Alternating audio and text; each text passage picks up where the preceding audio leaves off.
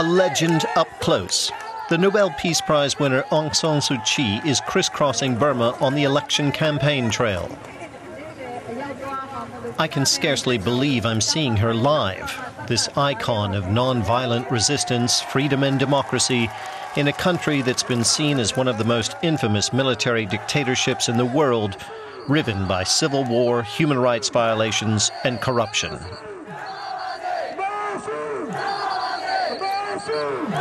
For 15 years, the lady, as many here call her, was a political prisoner of the ruling military junta.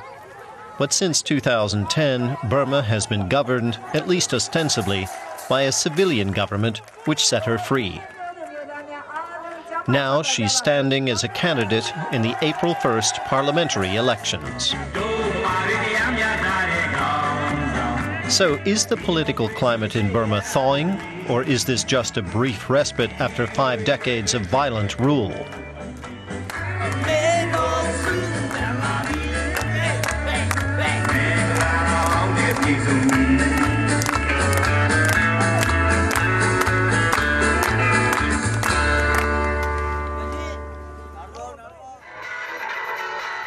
I'm traveling to the province of Legu, around 50 kilometers north of the capital Rangoon. Aung San Suu Kyi can't campaign everywhere, but even without her, the election campaign is in full swing here too. Phyo Min Thein is the local parliamentary candidate for the opposition National League for Democracy, Aung San Suu Kyi's party.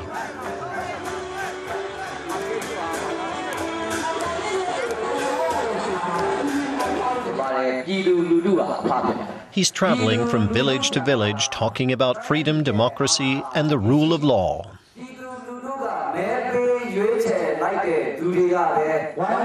These are concepts that few here have heard from public officials for more than 22 years. That's the last time the NLD put up election candidates. It won a clear victory, but the election results were annulled by the military dictatorship and many party members were thrown into jail. Phyo Min Thein spent 15 years in prison.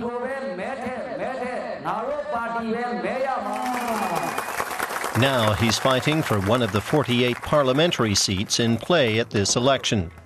1.5 years ago, he and his party boycotted elections because the military imposed too many restrictions. The new government has carried out some political reforms since then. But despite the hopes for change, it's not easy for Phyo Min Thein to change old ways of thinking.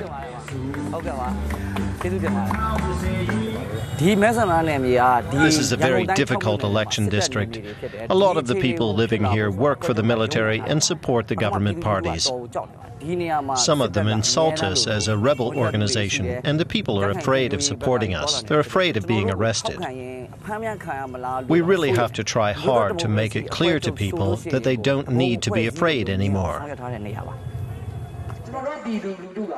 But I have the impression that the hope for change has become stronger than the fear of repression. And more people are turning up at Phyo Min Thein's election campaign stops. To make sure that his party's message is heard in every corner of his election district, Phyo Min Thein and his team are out campaigning almost daily. On foot, if necessary. It's the only way. There are hardly any newspapers, radios, or TV sets. Most of the villages don't even have electricity.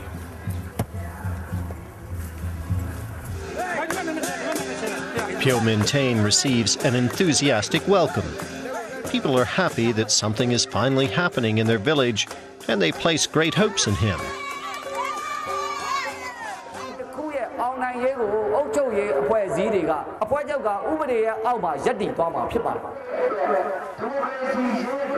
More than 2/3 of the population lives in rural areas, in villages like this one.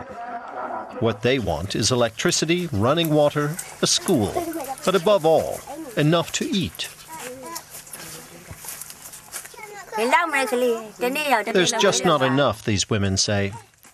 She earns less than €2 a day picking beans.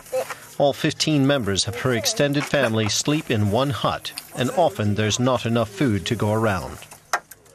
Political reform has made little difference to their lives so far. Things have remained as they were, but they still intend to go and vote for Phyo Min Thein, for the NLD, and for the lady. It's the only glimmer of hope that their lives will improve. We would like to plant fruit and vegetables to sell at the market, the women say. But they don't have money for land or seed, so the only fruit they can harvest is the fruit that grows through the roof of their house. For decades, the military regime tried to hide villages like this from the world. They did not want anyone to see how the generals had ruined the economy of what was once the richest country in Southeast Asia. The land here is fertile. There's plenty of raw materials and much to attract tourism. But mismanagement, corruption, and excessive spending on the military and the police have taken their toll on the economy and the population.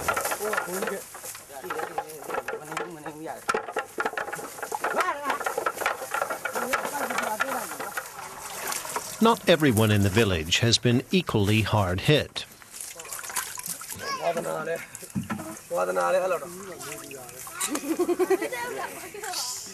Lao Aung is watering his lime plantation.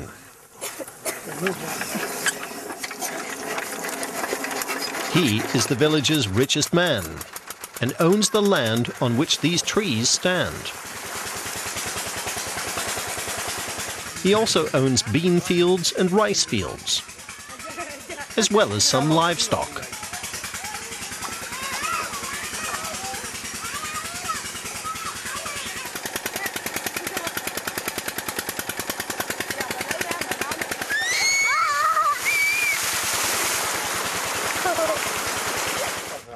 What Lao Aung is most proud of is not his imposing house. It's this small tractor, made in China. Lao Aung is doing okay, but even he believes that change is necessary.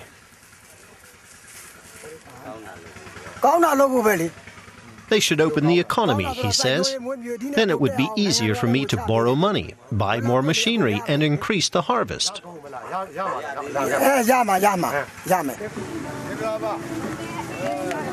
The campaign has moved on. Everywhere they go, supporters line the road, enduring temperatures of 40 degrees Celsius in the shade.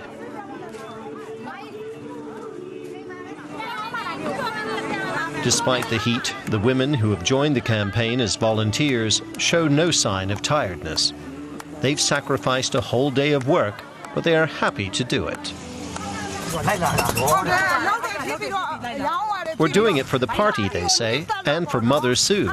She's done a lot for the people of this country, so we're doing this for her.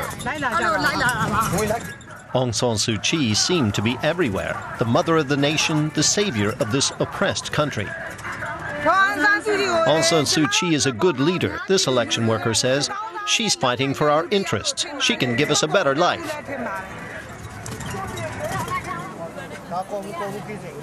Suu Kyi's image is also boosting the NLD's campaign coffers. Stalls outside the party's Rangoon headquarters do a roaring trade in sales of images of the party leader.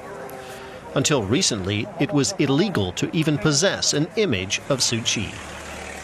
Even a few months ago, the idea that a Western journalist like me could simply walk into the offices of the biggest opposition party here would have been unthinkable.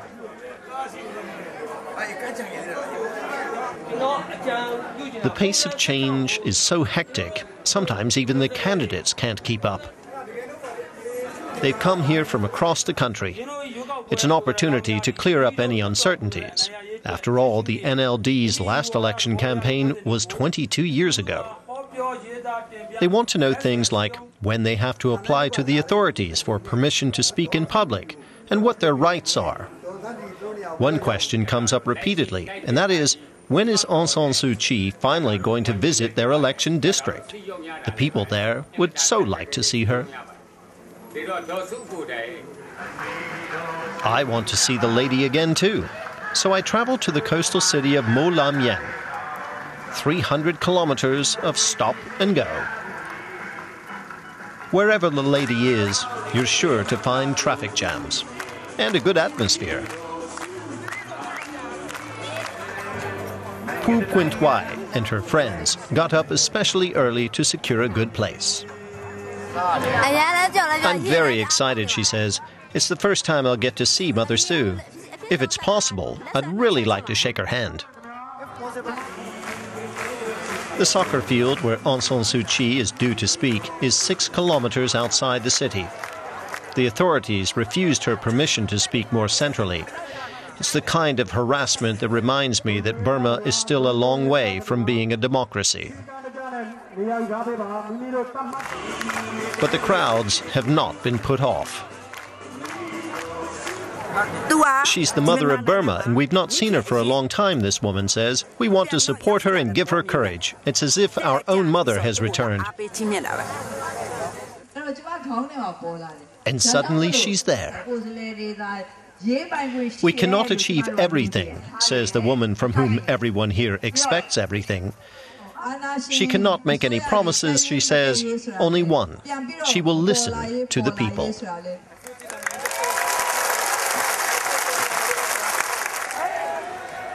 And in the midst of all the excitement, Nguyen Yunt quietly begins to sing a song.